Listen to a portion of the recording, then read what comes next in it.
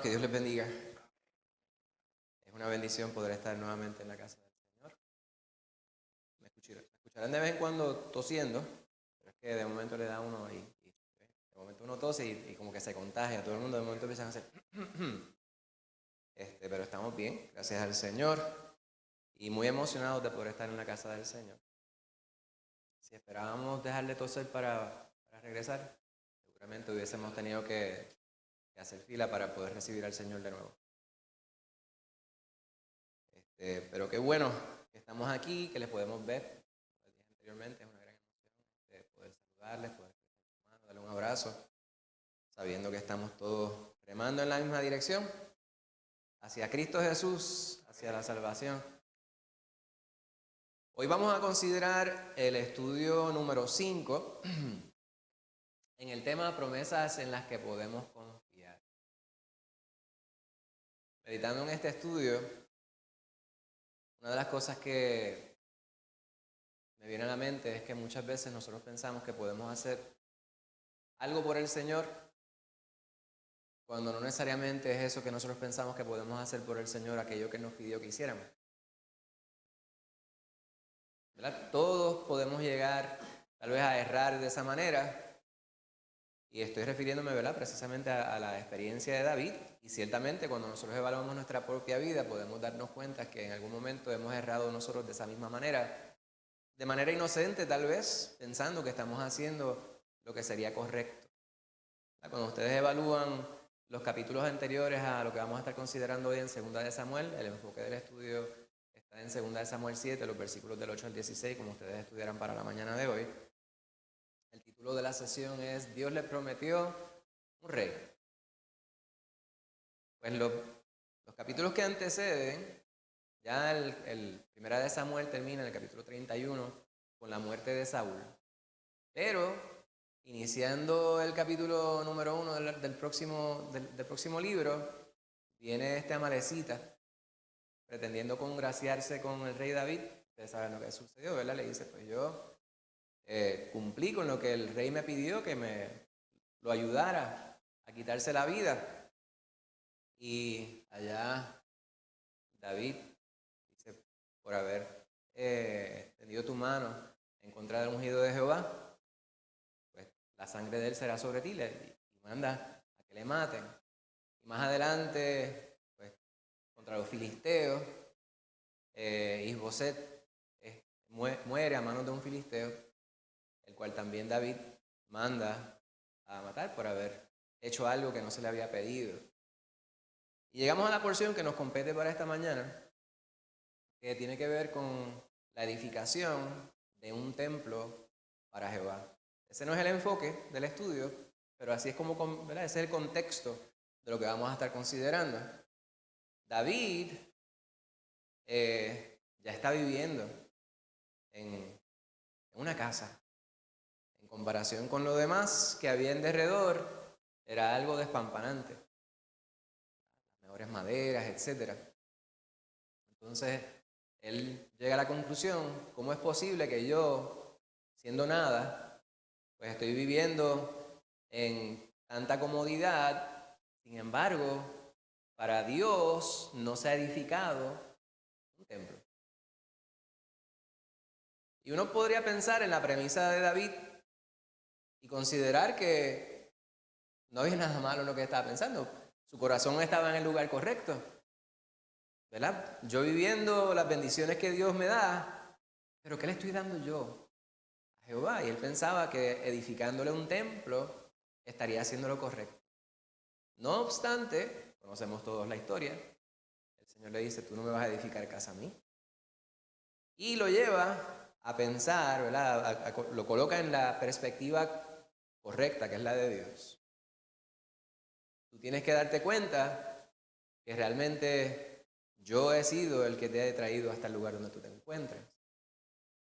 Yo habré de planificar dónde es que habrá de estar ese lugar. Porque ¿dónde reside Jehová?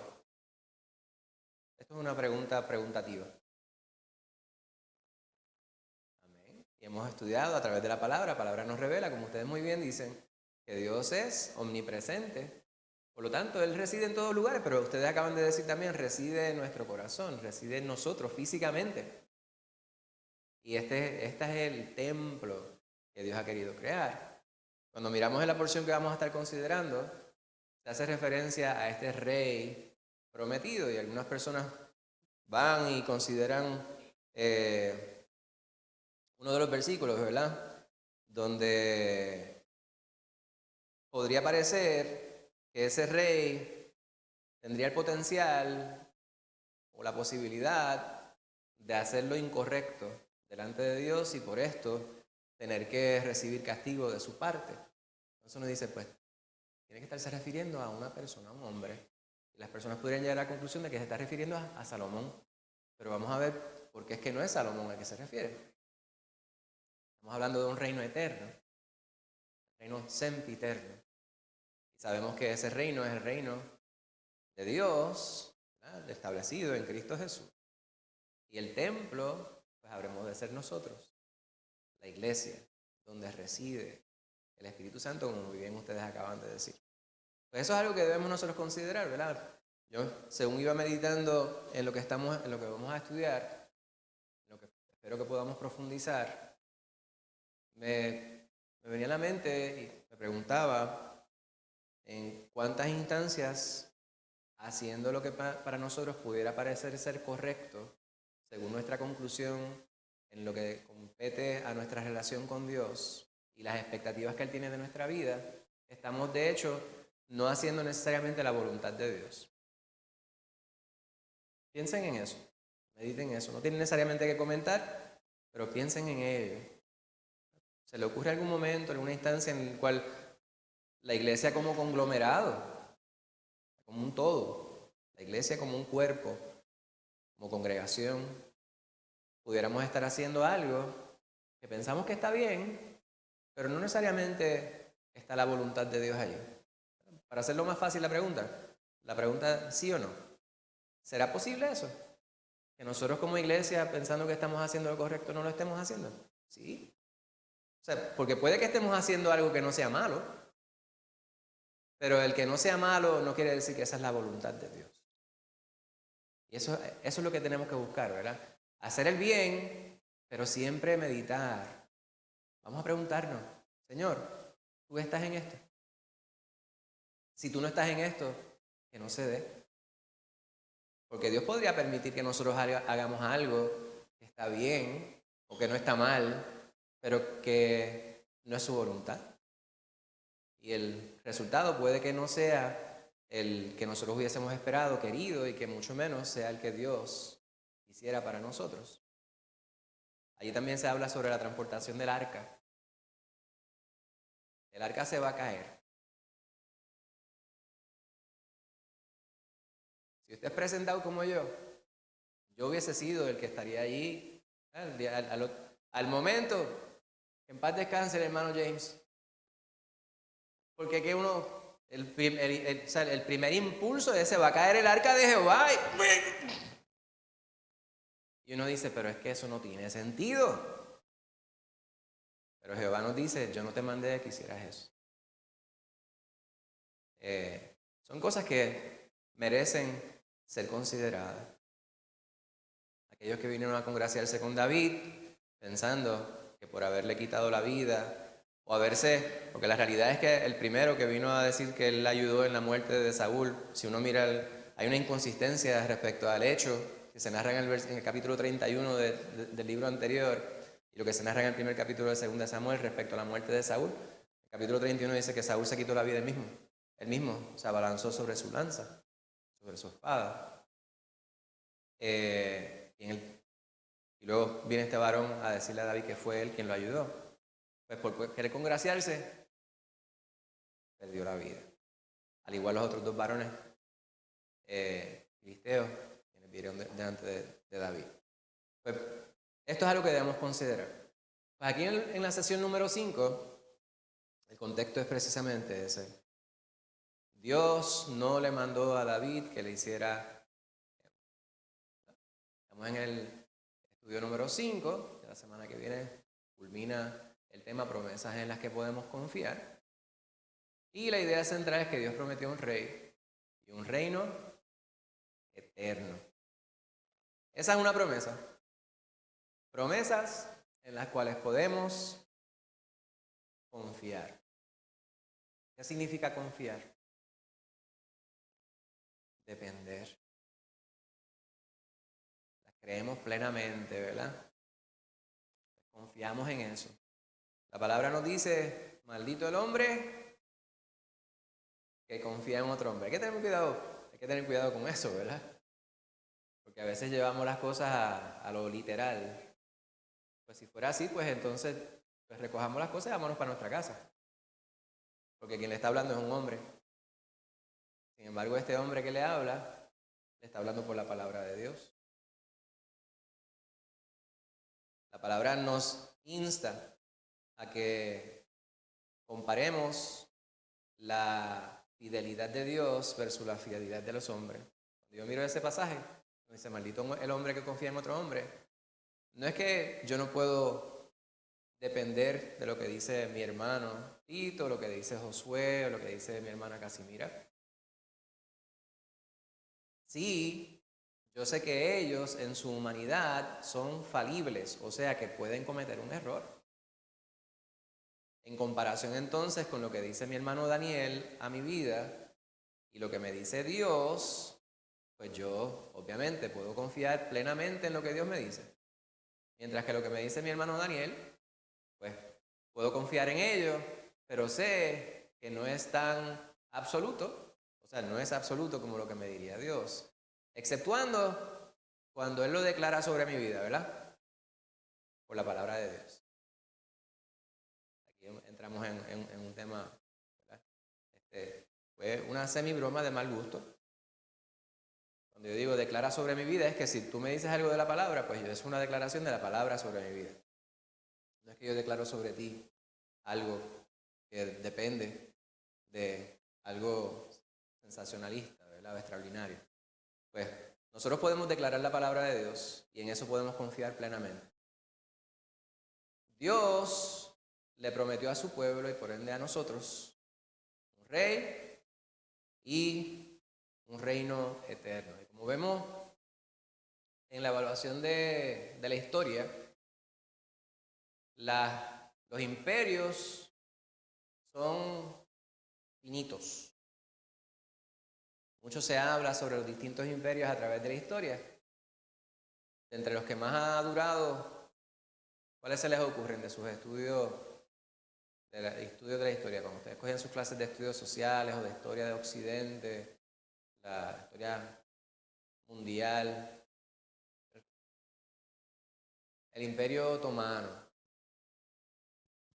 Otomano, ¿verdad? Es una palabra compuesta. Es de mano, pero es Oto. El Imperio Romano también. Lo vemos en la palabra de Dios. Hay distintas dinastías, japonesas, chinas, las mongolas, las distintas uniones, la Unión Social Soviética Rusa,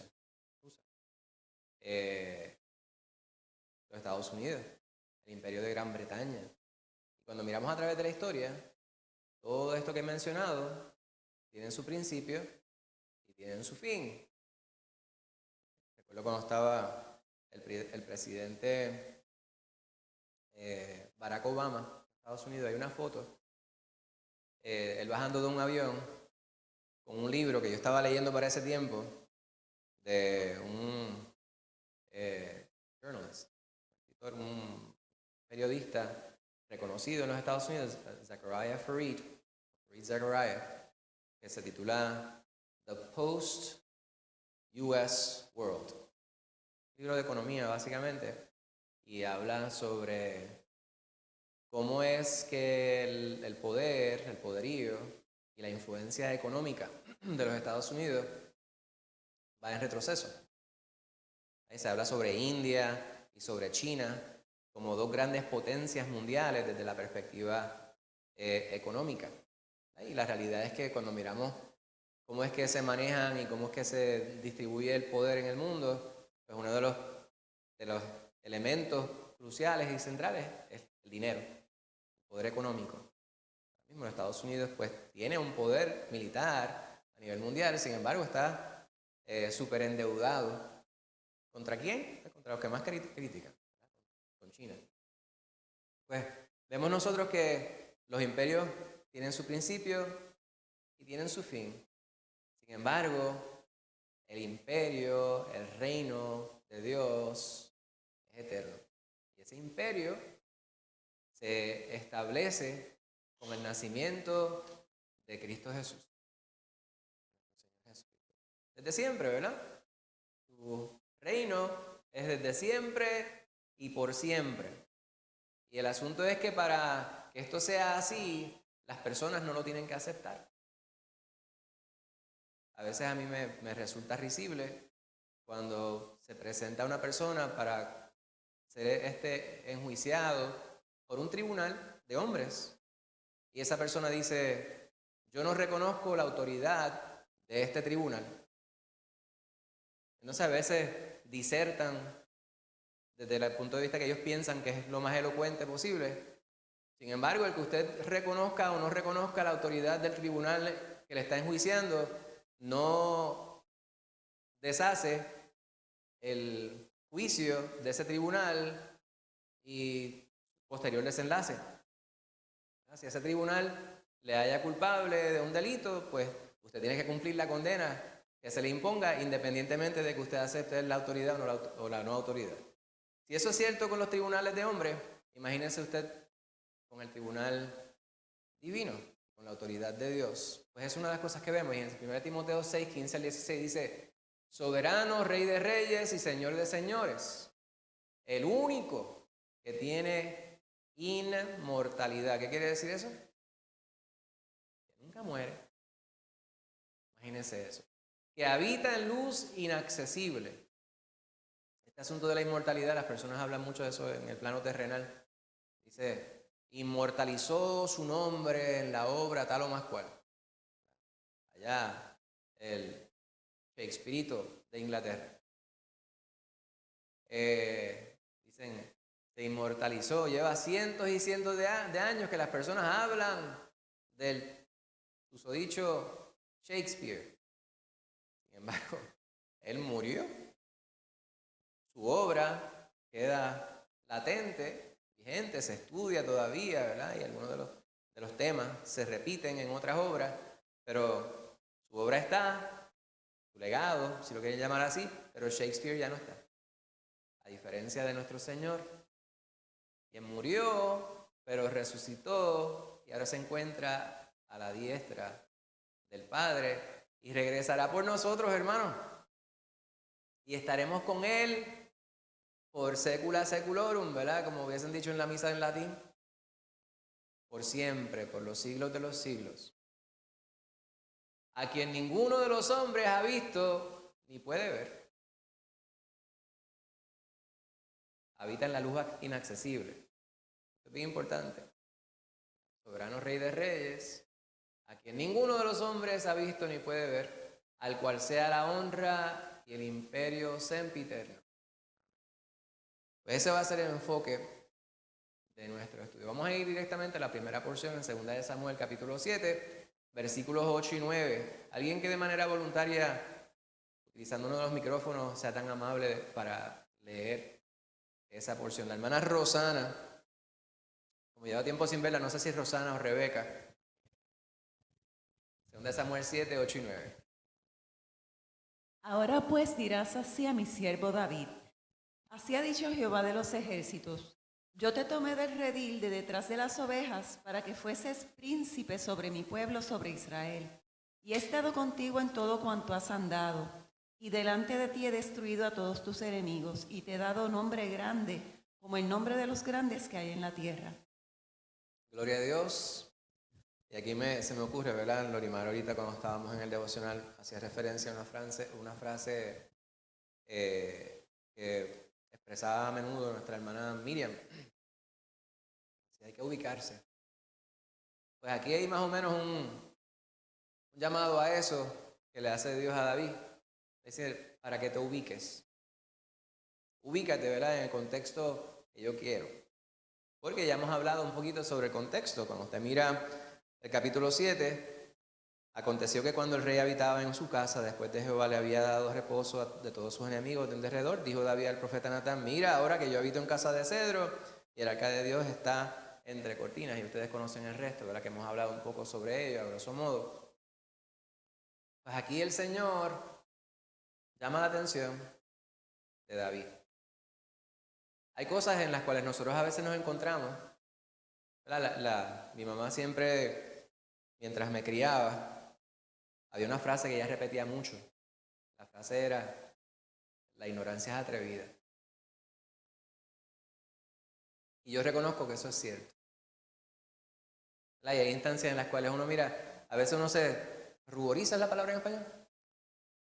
Uno se ruboriza, uno dice, lo que yo me atrevía a decir en aquel momento, o que me atrevía a hacer en aquel momento pensando que estaba correcto.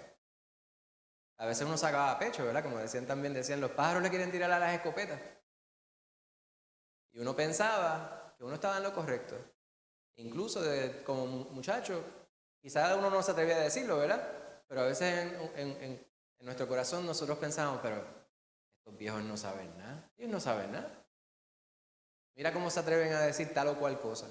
Y después uno cuando va poniéndose viejo, uno dice, qué bruto yo era. La ignorancia es atrevida. Y es así. A veces uno hace las cosas porque uno realmente no sabe el desenlace que pudiera tener la acción. Y a veces eso pudiera ser bueno. Hay una expresión en inglés que es once bitten, twice shy.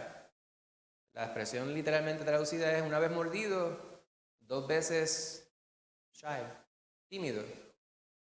Y eso quiere decir, pues, el que no sabe que el perro muerde, se atreve a ponerle la mano. Pero tan pronto te muerde el perro, o lo que sea, el cocodrilo, tan pronto te muerde, la segunda vez, ya usted va a tener mucho más cuidado y es bien probable que usted no lo toque, o no se asome. Pues, en la crianza de los muchachos es así. Uno se da cuenta cuando uno tiene muchos muchachos. Los primeros uno los criaba de una manera y los grandes, pues los chiquitos, pues tienen que sufrir el embate de lo que uno ya conoce después que crió los primeros. Primero, los dejaba que comieran, que estuvieran por ahí, corrieran bicicleta y se dieran raspazos y qué sé yo qué. Y los grandes, pues, los más chiquitos, pues uno dice, ¿para dónde es que tú vas? ¿Te vas a montar en qué?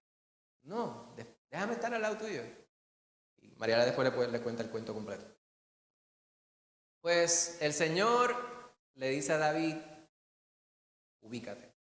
Primero piensa, ¿de dónde fue que yo te saqué?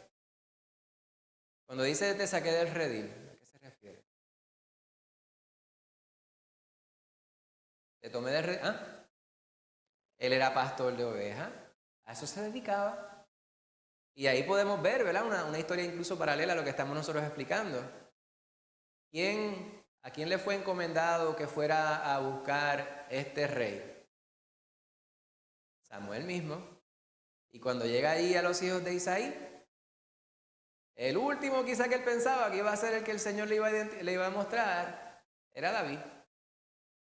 Que quizá, aunque la palabra nos dice que era hermoso, etc., es probable que en comparación con sus demás hermanos, particularmente el primero, se veía ingillío, enclenque en comparación.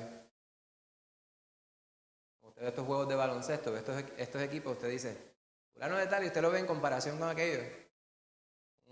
Jugador de los más bajitos del equipo de Puerto Rico comparado con el más alto del equipo de Lituania. Dice, pero se ve chiquitito y yo me le paro al lado de ese jugador chiquitito del equipo de Puerto Rico y le tengo que hacer así. ¿Verdad? Mide 6'2" y es el más bajito. Hermana Casimira. Sí, eso nos pasa a nosotros muy frecuente, y más en estos tiempos nos pasa.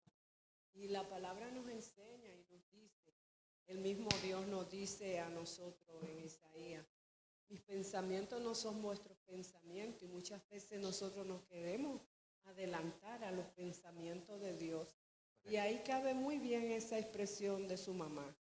Somos muy atrevidos, queriendo nosotros expresar los pensamientos de Dios de una manera errónea, porque nosotros no sabemos lo que Dios tiene planeado. Amén. No sabemos, ni siquiera en este día que nos levantamos ahorita, qué vaya a suceder en este día. Amén. y nos lanzamos a hacer cosas que Dios no nos ha mandado ni nos lo ha permitido. Exacto. Porque la cuestión aquí es que David rey y la confianza que había entre Dios y David, de tal manera que Dios decía que él tenía el corazón como el de él. El corazón de David era también como el corazón de Dios. Exacto. Y él se lanzaba a hacer esas cosas también, como cuando quiso mover el arca de la casa de Abinadab, sin preguntar. Sabemos lo que pasó con Usa. Él no conocía tampoco cuáles eran los reglamentos que Dios había dado para mover lo que era santo, porque eso solamente le tocaba a los sacerdotes, ¿no? Y a veces nosotros nos lanzamos atrevidamente haciendo cosas que Dios no nos ha mandado, y muchas veces nos hacemos quedé mal, no lo hice, nos avergonzamos delante de Dios. Así mismo suele ser. Segundo lo que dice mi hermana Casimira, hay que tener mucho cuidado, ¿verdad? Pues vemos nosotros que el Señor ubica a David en tiempo y espacio, lo hace que medite respecto a sus acciones y le subraya su apoyo respecto a la obra que él ha estado realizando. Porque muy bien sabemos respecto a David. David, a pesar de que era un hombre, o fue un hombre que fue utilizado con poder de parte de Dios, era un hombre que era parte de una promesa, subrayamos, una de las palabras que he repetido ya en distintas ocasiones, era un hombre. Y nosotros aquí, en nuestra humanidad, somos santos. Y esta es una palabra que ha sido mal utilizada por mucho tiempo, porque nuestra santidad se manifiesta de distintas maneras, ¿verdad? Pero semánticamente o en definición es una cosa y en práctica no necesariamente siempre es eso. A lo que me refiero es, si buscamos la definición de santo, sabemos todos que la definición más sencilla es separado. En nuestro caso, separados para Dios. O sea, somos instrumentos de Jehová, para Él. De eso consta nuestra santidad. La palabra dice que cada día debemos santificarnos, o sea, separarnos más del mundo.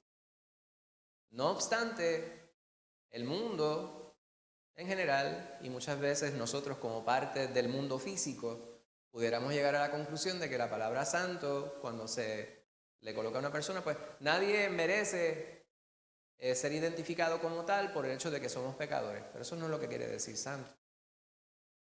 ¿Los santos pecan? Pues sí, nosotros pecamos todos los días porque a pesar de que el Señor nos ha separado, nosotros seguimos siendo humanos, por lo tanto falibles, y podemos cometer errores y los cometemos. Y al cometer errores, muchas veces esos errores los cometemos contra Dios mismo.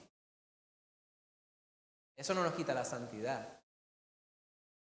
Puede que pretenda robarnos la paz. Cuando usted se da cuenta, usted está consciente de que usted ha errado contra Dios, usted no puede estar en paz.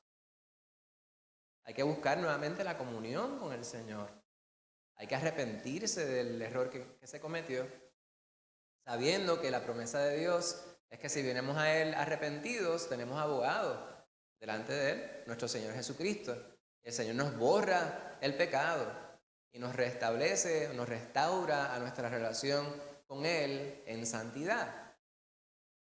Pero hay personas quienes piensan que santos son aquellos a quienes se le prenden velas, que santos son aquellos quienes eran perfectos según su perspectiva, pero nadie ha alcanzado ese nivel de santidad, porque mientras transitamos por este mundo en este vehículo que está lleno de corrupción, pues no podemos ser perfectos como Dios quiere que seamos. Sin embargo, siempre nuestra pretensión es ir en esa dirección, hacia la perfección, la cual sabemos tendremos cuando el Señor venga por nosotros y nos dé un cuerpo nuevo.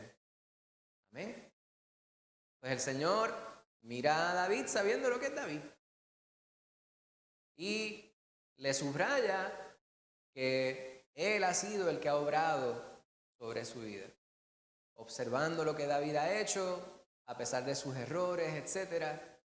Y Él le ha cuidado, le ha protegido, le ha defendido y le ha dado renombre. Al punto de que si David atravesaba un lugar y sabían que venía por ahí, tenían que estar apercibidos. Temían las personas como el nombre de los grandes que hay en la tierra. Eso no fue David que se ganó ese nombre. Dios fue el que proveyó para que David tuviera ese nombre. ¿Y el nombre nuestro? ¿De qué sirve mi nombre si mi nombre no está ligado al de Jesús? Incluso el nombre Jesús, desde la muerte y resurrección de nuestro Señor Jesús, como en los juegos de baloncesto, en los equipos de baloncesto y de béisbol, sabe que si usted ha ido a un estadio de béisbol, hay unos que están dedicados a un equipo en particular y se ven unos números en distintos lugares.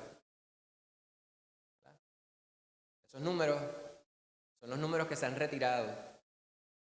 Si es un jugador de béisbol o de baloncesto, que ha sido una persona, un atleta de renombre, lo exaltan al Salón de la Fama y su número es retirado. Y al menos en ese equipo, ya ningún otro jugador puede tener ese número. El número ya le pertenece a ese jugador de manera exclusiva, se retira el número. Cuando Jesucristo murió y resucitó, en todos los registros demográficos a nivel mundial, debieron haber prohibido el que cualquier persona se llamara Jesús, Emmanuel, porque usted le puede poner Jesús, pero eso no te asegura que te va a salir bueno. Y eso ha sucedido, ¿verdad? Por lo tanto, el nombre no es lo que tiene la grandeza, sino el portador del nombre. Y en el caso de David, Dios le dio renombre a su nombre, valga la redundancia, porque quien estaba detrás del nombre de David, o el nombre de David, estaba directamente ligado con Jehová. Y así es nuestra vida, hermanos. Si nuestro nombre no está ligado al nombre de Jesús, pues nuestro nombre es cualquier cosa. Multiplíquelo por 0 y eso es lo que vale. Pues, ¿usted teme y adora a Jehová? Esa es una pregunta para que usted la conteste. Yo le puedo decir qué es lo que yo percibo, pero cada uno de nosotros, ¿verdad? Sin intención de que usted se me sienta ofendido.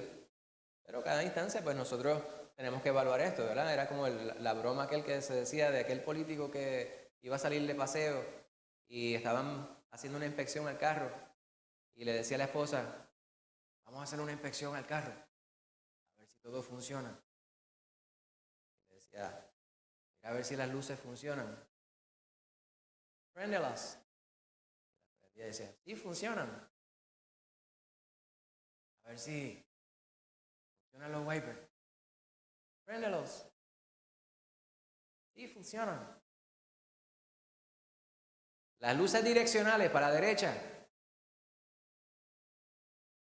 ¿Funcionan? Y le dice, ahora sí, ahora no. Ahora sí, ahora no. A veces nuestra vida pudiera ser así. Nuestro temor y nuestra adoración de Dios a veces es intermitente, hermano, y tenemos que ser completamente sinceros respecto a eso. Si usted me dice que usted ama y teme a Jehová de manera absoluta, yo no tengo por qué no creerle. La cosa es que eso sea cierto. Y no vamos aquí a ponernos a hacer confesiones, hermano. Yo delante de todos ustedes les tengo que decir que yo no siempre obedezco a Jehová. Y usted me va a decir, yo lo sabía. Y dice, ¿cómo usted lo sabe? Dice, pues porque tiene un defecto que viene de fábrica. Eres humano. En nuestra humanidad no siempre va a ser así. Ahora, el Señor sabe lo que está en tu corazón. Y aunque de momento, a veces nosotros pecamos, hermano. Y yo sé que a veces yo soy el motivo del pecado de muchas personas. A veces uno dice un chiste mongo y eso puede llevar a las personas a pensar mal. A veces uno dice una palabra o hace un gesto y entonces la persona que me ve, aunque no haya sido mi intención, a nosotros nos pasa así, ¿verdad? Hay personas que usted dice, yo no sé por qué esa persona, usted se encontró con una persona, qué sé yo, en la tienda Señor, perdóname, pero yo no sé por qué, pero yo miro a esa persona y como que no me resulta agradable. Yo les he dicho, ¿verdad? Yo tengo que orar mucho, oren por mi hermano. Hay una cajera en un supermercado en el pueblo de Isabela y yo siempre la evito. No que yo siempre la evito, sino que la evito. Suelo no entrar a la caja que ella está porque no me resulta agradable. Y yo sé que es algo como lo que yo tengo que trabajar. Ese señor nunca me ha hecho nada. De hecho, el intento y buenos días. Y ella sonríe, es una señora.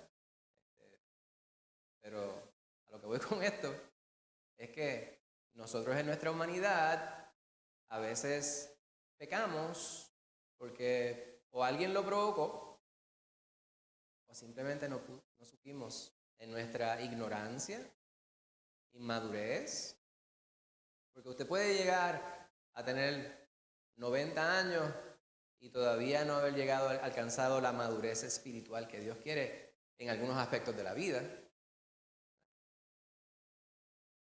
Mi mamá también decía, tiene cosas de no criarse. ¿Sabes lo que quiere decir eso, verdad? Es un manganzón, o sea, ya es adulto y debería estarse comportando respecto a unas cosas de una manera y es como que nunca llegó. En inglés es act your age, not your shoe size. Debes actuar tu edad, no el tamaño del calzado. Pues debemos nosotros cada día estar conscientes, hacer una autorreflexión y ver de qué manera nosotros obramos. El Señor sabe lo que está en nuestro corazón, no obstante, vemos nosotros en este punto.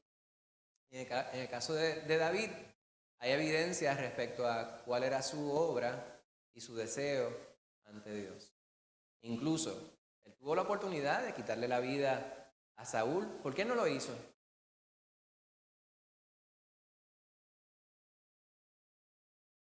Seguro, no tocaba. Ese era el ungido de Dios. Hay personas, perdonen que yo les traiga, ¿verdad? Pero es lo que nosotros conocemos. En este plano que nosotros conocemos, la palabra nos dice que los gobernantes han sido puestos por ¿quién? Y a uno a veces le cuesta trabajo creer eso, ¿verdad? Uno dice, ¿qué? ¿Qué fulano? ¿Qué fulano? Mira, pero la palabra me lo dice y yo tengo que creerlo. Entonces, si esas personas han sido puestas por Dios, lo que está de nosotros es someternos a la autoridad. Pero a veces uno ve la actuación entre ellos en un debate. No voy a decir cuál debate, pero ya en el debate más reciente hemos visto uno que todos los debates que tienen que ver con política, yo los veo de manera intermitente. A veces digo, voy a verlo, a ver cuáles son las propuestas que tienen. Y uno dice, pues me volvieron a engañar, porque no hay propuesta. ¿A qué se dedican? A lanzarse lodo unos a otros. Y aunque uno de ellos sea el que está en poder, que para todos los efectos Dios lo ha colocado allí, el otro no toma en cuenta eso como verdad, aún queriendo aparentar creer en Jehová. Porque hay algunos de ellos quienes, ¿verdad?, roncan, como dicen en Puerto Rico, de creer. La moralidad es importante y hay que obedecer las leyes de Dios. Entonces, cuando llegan al debate, ya ustedes saben todo lo que sale por aquella boca. Hay unas inconsistencias, hay unas contradicciones. Pues nosotros es bien importante que tengamos constancia respecto a esto precisamente. Cuando vemos a David, él tenía toda la oportunidad de quitarle la vida a aquel que pretendía quitarle la de él, pero no osó hacerlo, a pesar de que cualquier persona en nuestra humanidad pudiera haber llegado a la conclusión de que, mira, como le dijeron, Dios lo ha puesto en tu mano. Él dijo, ay de mí, Dios me libre de yo tocar a su ungido. Dios ha prometido estar con nosotros para siempre.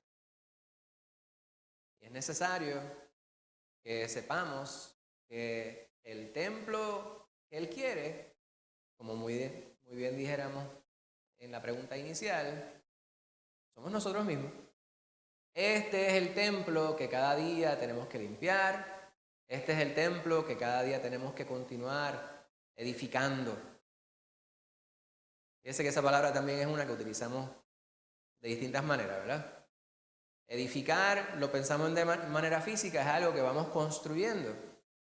Pero cuando hablamos también de que debemos nosotros procurar estar en asuntos que nos edifican, tiene que ver también con un asunto personal en lo que respecta a nuestro comportamiento, a nuestro perfil espiritual. Aquello que edifica es aquello que sirve para algo bueno. Amén. Preguntas, dudas, ¿cómo estamos hasta aquí? Gloria a Dios. Vamos al segundo punto que se encuentra en Samuel 7, del 10 al 11. Hermano Héctor. Alguien que me le dé un micrófono a mi hermano.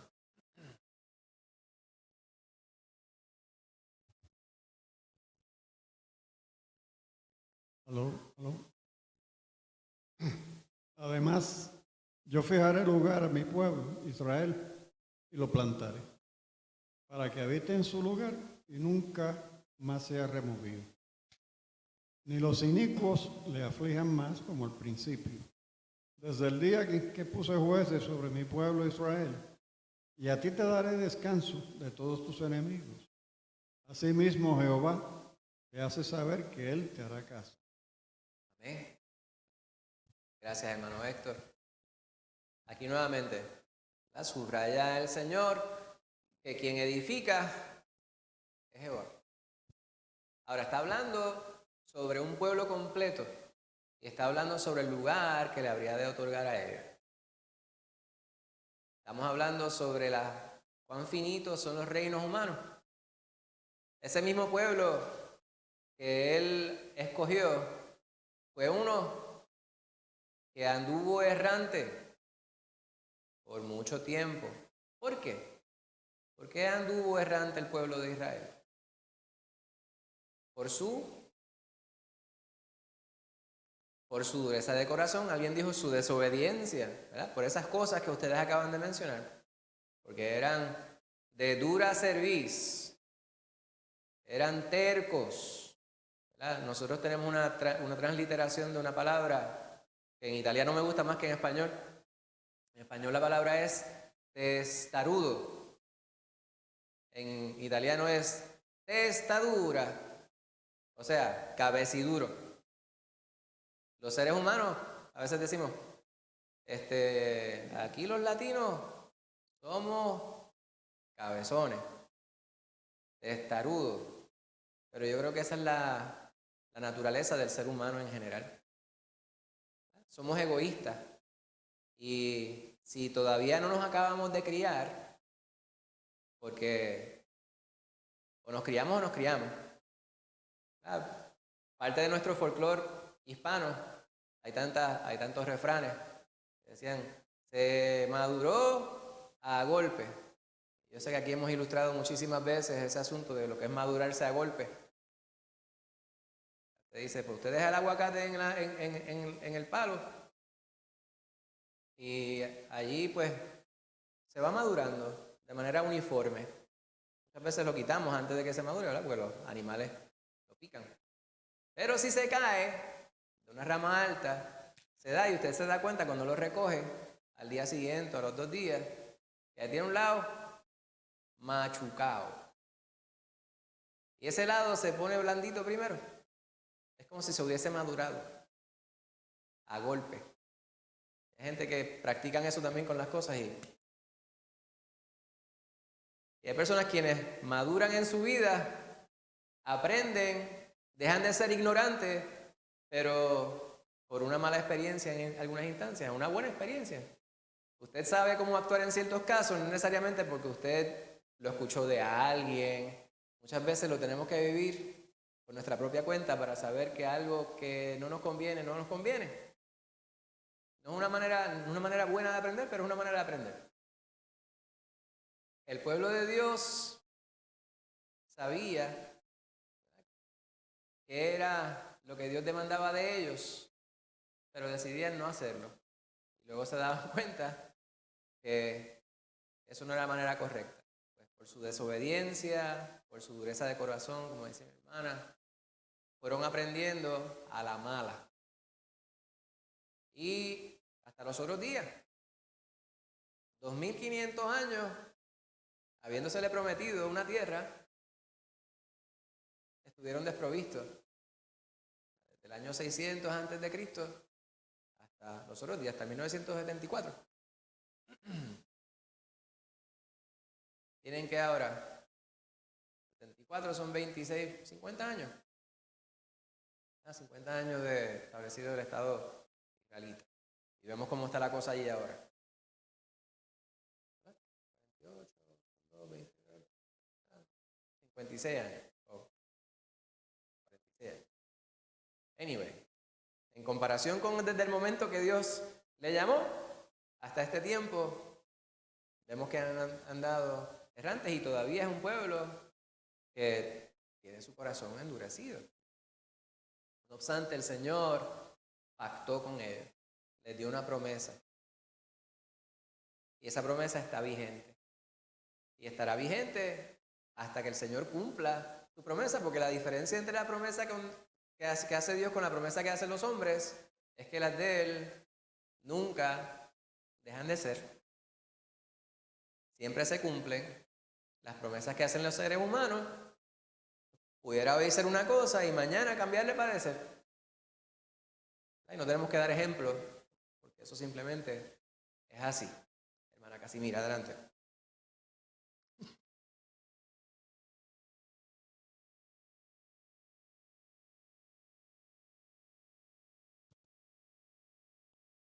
Tienen un perfil eterno, porque cuando el Señor le habla a David y le dice a través del profeta Natán en el versículo 11, le dice: asimismo Jehová te hace saber que Él te hará casa.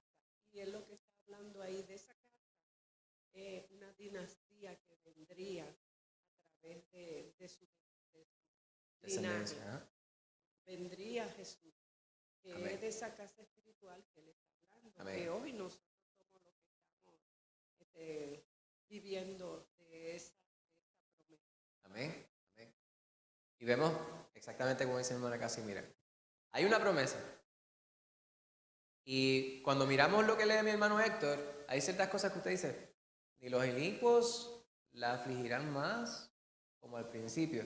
Y usted sigue leyendo y siempre hubo atentados, siempre hubo problemas, y vemos nosotros que con los distintos reyes, como que no es eso a lo que se refería Jehová, que es lo que dice mi hermana Casimira. Más adelante la promesa se cumple, pero con un rey perfecto, Jesús. Entonces dice: a ti daré descanso de tus enemigos. Pues eso, como único se cumple, es posterior, ¿verdad? Jehová te hace saber que Él te hará casa. Pues la casa no es una casa física, es una casa perfecta. Amén. Pues solamente del Señor podemos nosotros recibir una protección absoluta. Aquí se habla mucho sobre los pilares de la sociedad, entre ellos los cuales está la seguridad.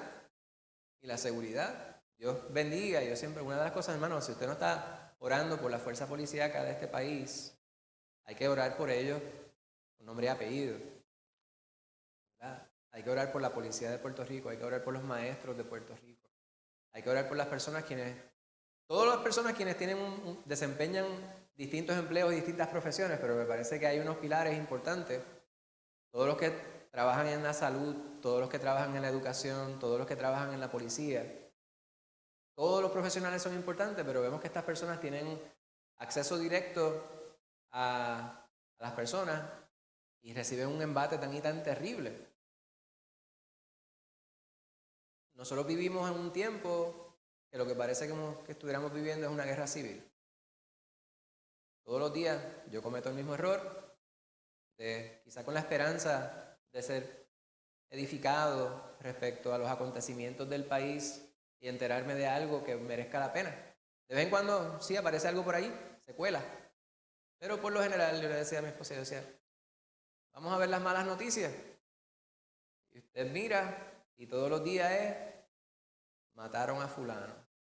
Todos muchachos relacionados con las drogas, con el trasiego de armas, jóvenes de 19, 20 años, matándose unos a otros.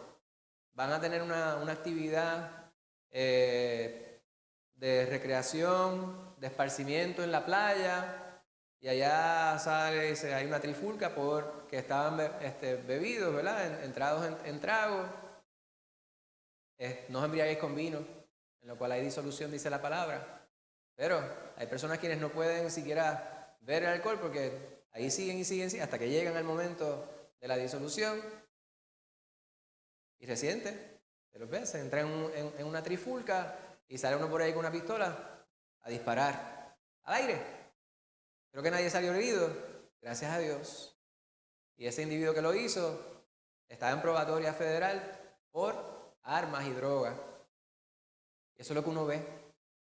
Y la gente matándose y matando. Y usted dice, esto es una cosa que es horrible. Lo que vivimos en este país es terrible. Y ya no se respeta la autoridad. Ahora la moda es las pautas. Graban. Van a grabar. En Puerto Rico no se ha convertido en tanto una moda, pero ya lo hemos visto. En los Estados Unidos más, van allá grabando y se paran delante de los policías a decirle, a gritarle improperios, palabras soeces, y a insultarlos y a ofenderlos y a cuestionar su autoridad para ganar pauta. Y el varón o la mujer que está portando ese uniforme, que es el que está puesto allí para poner el orden, pero también para defendernos y para cuidar de nosotros, no puede realizar su trabajo. Dios promete protegernos. Prometió a David estar sobre él y protegerle de sus enemigos hasta que sus enemigos ya no fueran. En el caso nuestro, vemos nosotros que esto es cierto porque desde que se estableció la iglesia hace 2000 años,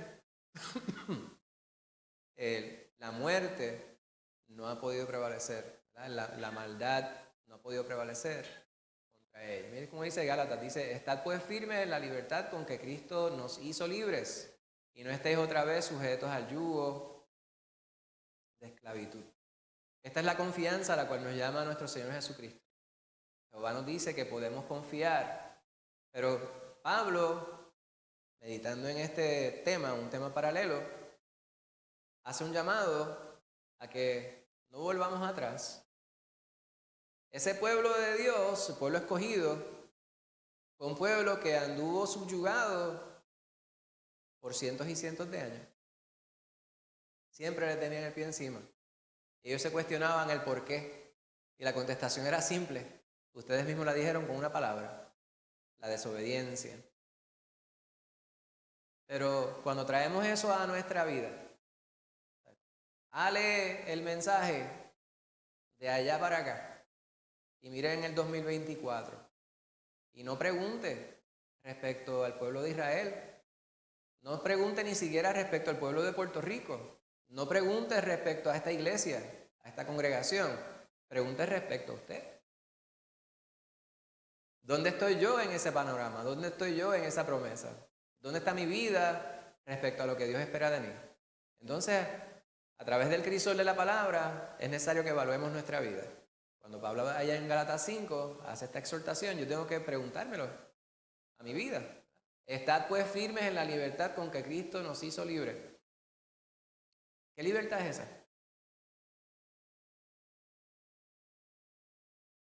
¿Perdón?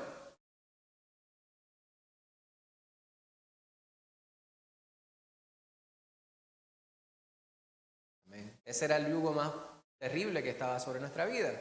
El pecado nos controlaba. Nuestra vida era el pecado. Y el pecado era nuestra vida.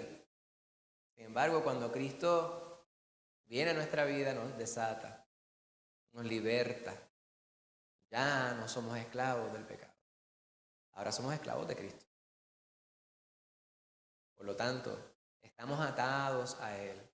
Estamos en un yugo con Él. La ilustración del yugo, cuando el pastor a veces explica que hay buey maduro y el más jovencito, el jovencito pues se deja arrastrar por el más fuerte, el más maduro. Así debe ser nuestra vida.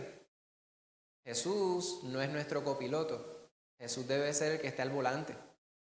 Y usted ni siquiera es el copiloto, usted es un pasajero.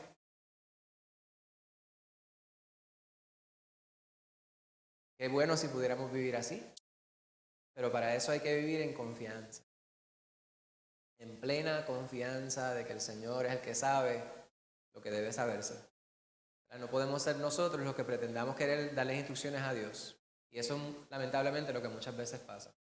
No estéis otra vez sujetos al yugo de esclavitud. Y esto es bien claro, bien directo. No vivas como estabas viviendo antes cuando no conocías a Cristo. Esa es la traducción que a mí se me ocurre. Y eso es lo que está diciendo Pablo en esta porción. Vamos al último punto, el cual me parece que es el punto central del estudio de esta mañana. ¿Alguien que quiera leer esa porción, hermana Nilda? ¿Alguien que me le dé un micrófono a la hermana Nilda para que lea los versículos 12 al 16?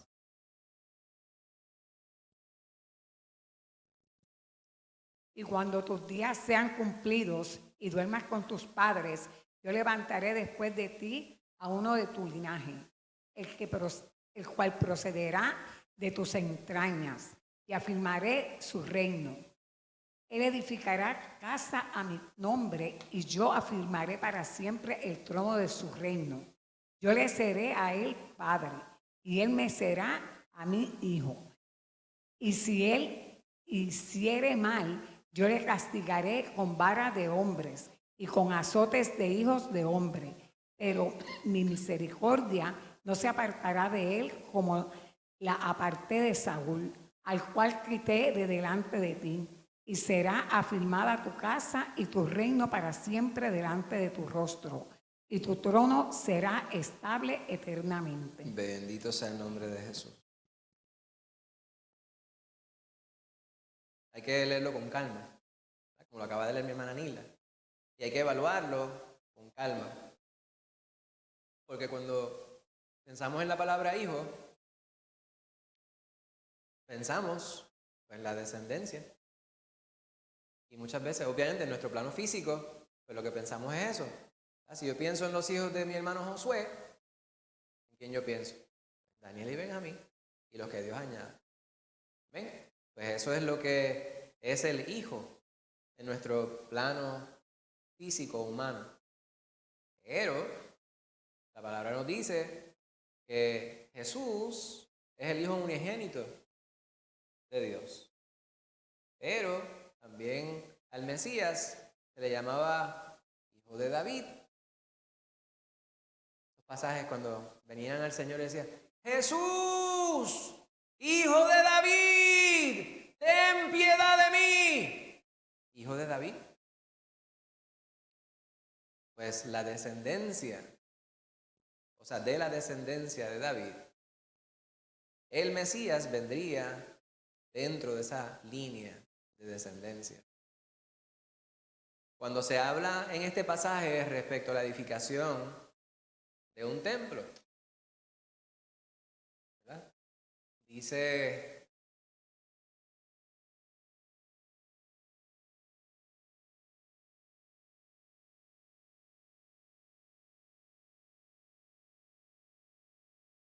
ven antes que yo, mirando allá arriba en vez de estar mirando acá abajo. Él edificará casa a mi nombre, perdónenme. ¿Verdad? Él edificará casa a mi nombre. Pues uno dice, esa casa tiene que ser el templo que Jehová mandó que edificaran. Y nosotros sabemos en la historia que fue Salomón el que edificó el templo al Señor. No obstante, no es ese el templo ni es esa la casa a la cual se está refiriendo el Señor. Es una perpetua, es una que sería por siempre. Porque sabemos, nosotros tenemos el beneficio que a esta distancia de tiempo conocemos la historia y sabemos que el templo de Herodes, que fue el último, el de Salomón, se derribó y se reedificó, el de Zorobabel y el templo de Herodes. Pero ya para el 70 fue destruido por los romanos, ¿verdad? Por lo tanto, el templo físico ya no estaba. dejó de ser, cesó. Pero no es ese el templo, no es esa la casa a la cual se refiere el Señor. Estábamos hablando hace un momento que el templo, la casa, es la que será por siempre. Usted y yo somos el templo. El reino de Dios es más allá que el plano terrenal, es uno espiritual. Pues le hace ese hincapié Jehová a David. Entonces hay una porción aquí que es un tanto, diría yo, la palabra quizá no es la mejor palabra que podemos utilizar, pero la palabra que yo presento es problemática, ¿verdad? Problemática en el sentido de que es un problema. ¿Y qué es un problema? Pues nosotros a veces lo vemos desde el punto de vista negativo, pero los matemáticos aquí, pues un problema es algo que tiene que resolverse. Esta es la situación, esto es lo que tengo que evaluar. ¿Cuál es la solución a este problema? Pues miramos esto y decimos, es un problema porque sabemos que Jesús es perfecto. ¿Y por qué el Señor tiene que subrayar esta posibilidad? Dice, si Él hiciere mal, fíjense, no es que el Señor esté diciendo que Él habría de hacer mal. Lo que se subraya aquí es que en Él estaría el potencial. Y esto nos cuesta mucho trabajo a nosotros mirar a nuestro Señor y decir, en Jesús había el potencial de hacer mal. Pues la contestación es sí. ¿Por qué? Pues vamos a ver unos pasajes bíblicos, ¿verdad? Y sé que algunos de ustedes quizás lo estudiaron allá en Hebreo. El Señor fue un hombre. Dios, pero encarnado. Él vino con todas las limitaciones, por difícil que se nos haga entender esto, Él vino con las mismas limitaciones que tenemos tú y yo. La diferencia grande es que a pesar de esas limitaciones, Él no pecó. Y hay ciertas cosas que a nosotros nos cuesta mucho, ¿verdad? No vamos a entrar en este detalle porque nos tomaríamos el resto de la mañana diciendo cuántas cosas tan sencillas a veces nos causan conflicto. Y muchas veces ese conflicto nos lleva a pecar. Pues el Señor, cuando vemos las bienaventuranzas, cuando miramos allá posterior a las bienaventuranzas y que subraya Jesús, la comparación respecto a la ley y cómo se debe evaluar la vida propiamente en este tiempo respecto a aquellos quienes temen al Señor. Ya no es que usted le quite la vida físicamente a alguien, sino que si usted llama fatuo a su hermano, ya usted es culpable de homicidio. Pues ya usted no tiene que decir fatuo. Con el mero hecho de usted mirar a alguien estrujado, cruzado, como decimos en Puerto Rico, atravesado, o chuparse los dientes,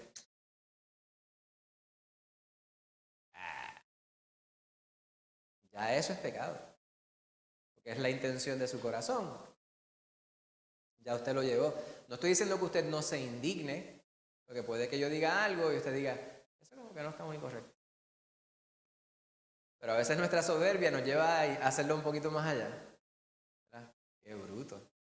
Ya ahí lo dañó. Pues a eso es que vamos, ¿verdad? El Señor nos dice, le dice a David, le dice, si él hiciere mal, grande o pequeño, pues tendrá su consecuencia. En comparación con Saúl, la diferencia es que yo no voy a retirar de él mi misericordia.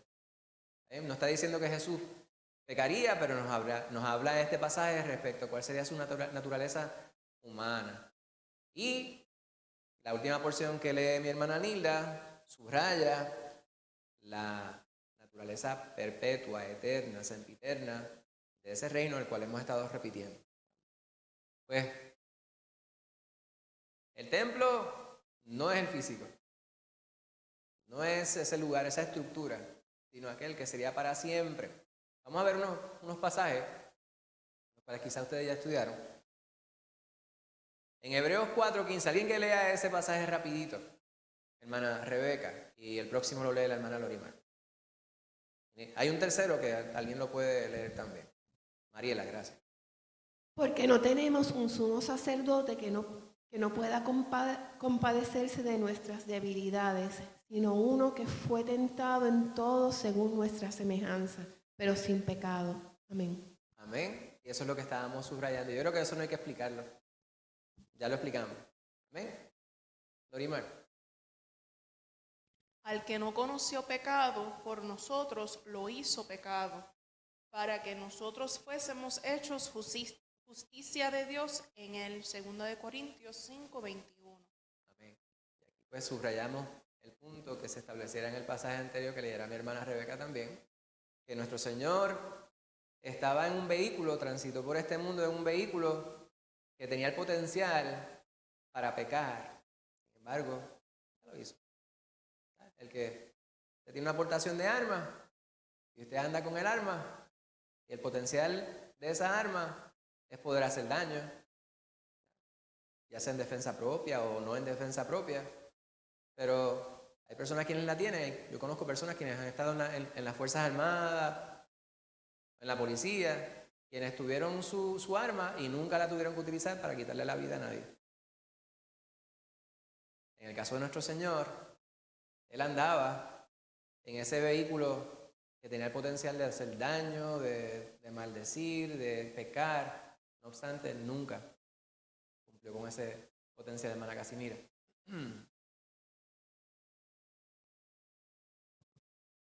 Él fuera humano. En él no había la condición que había cualquier otro humano. En él no habitaba pecado, no vivía en él, no podía no vino en esta condición.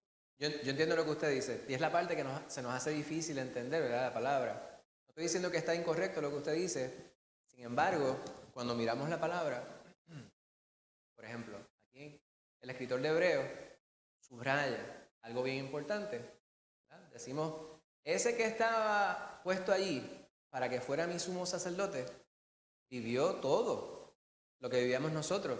Él sabe muy bien lo que nosotros atravesamos porque Él lo vivió. Y en ese sentido, yo entiendo lo que usted dice, ¿verdad? No obstante, no es que Jesús no pudiera pecar, es que Él no pecó. Son dos cosas diferentes, ¿verdad? Hay personas quienes saben cocinar, pero dicen, ay no, yo por la mañana yo tengo el potencial de levantarme a hacer ejercicio. Y yo se lo he contado, ¿verdad? A las 4:30 de la mañana estoy así. Y mi esposa se despierta y dice, ¿qué te pasa? Dice, tengo una clase de ganas de hacer ejercicio. Y dice, ¿y qué vas a hacer? Y yo me voy a quedar aquí hasta que se me pase. Pues, nuestro Señor, si de momento estaba delante de alguien, quien era un sangrón, y Él decía, este se merece que le metan una pescosa, pues hacerlo, a menos que sea en defensa propia, hacerlo, pues constituye de mala gana un pecado. Pero eso no fue lo que Él hizo, ¿verdad? Y podemos dar los ejemplos en todos los ámbitos. Pues sí, el Señor pudo haber pecado, porque si no había forma de que Él pecara, pues entonces, ¿de qué estamos hablando? La razón, dice que Él venció el pecado y venció la muerte. Por lo tanto, lo que quiere decir eso es que habiendo tenido el potencial, la posibilidad de haber pecado, no lo hizo. Y es eso lo que a nosotros pues, nos sirve de aliciente para poder creer en Él y poder depositar nuestra fe para salvación eterna.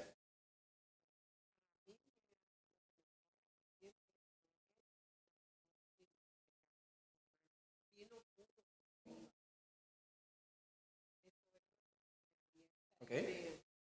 Me lleva a perseguir de que yo quiero ser Pues gloria a Dios, gloria a Dios. claro, eso es lo que nos mata la Biblia, porque nos dice que Sí, yo entiendo lo que usted dice y es el punto que yo digo que es problemático. El punto problemático para nosotros es que nosotros creemos en Jesús y la palabra me dice, cuando miramos la palabra, decimos, el Señor es Dios, sin embargo, Él es hombre.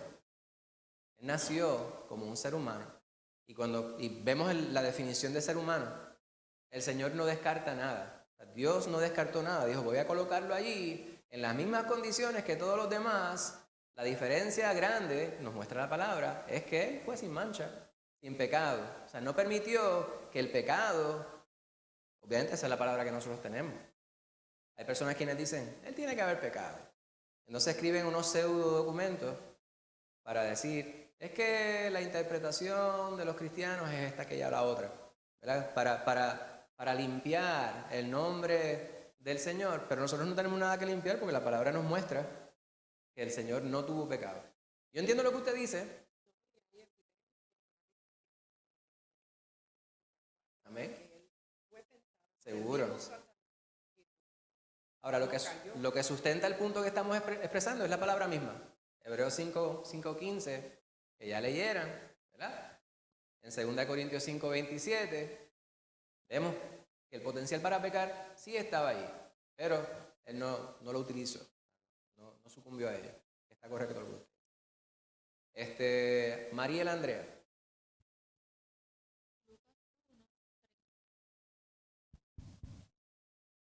Lucas 1, 32. Este será grande, será llamado Hijo del Altísimo. Y el Señor Dios le dará el trono de David, su padre, y reinará sobre la casa de Jacob para siempre, y su reino no tendrá fin. Y esto es lo que estábamos hablando, ¿verdad? Respecto a cuál es el hijo de David al cual nos estamos refiriendo. Pues es Jesús, es Salomón, ¿verdad? ¿Por qué se le llama hijo de David? La palabra nos dice, pues fue hijo de David, pero fue antes que él. Él antecedió a todos. Él, nos dice Juan, fue el que hizo todo lo que nosotros conocemos, y todo lo que nosotros conocemos sin él, nada de lo que fue hecho, fue hecho. Es necesario que veamos así, por eso es que, y esa es la definición absoluta de lo que es la eternidad. Pues hasta aquí nos ha traído el Señor, mis hermanos, en este estudio.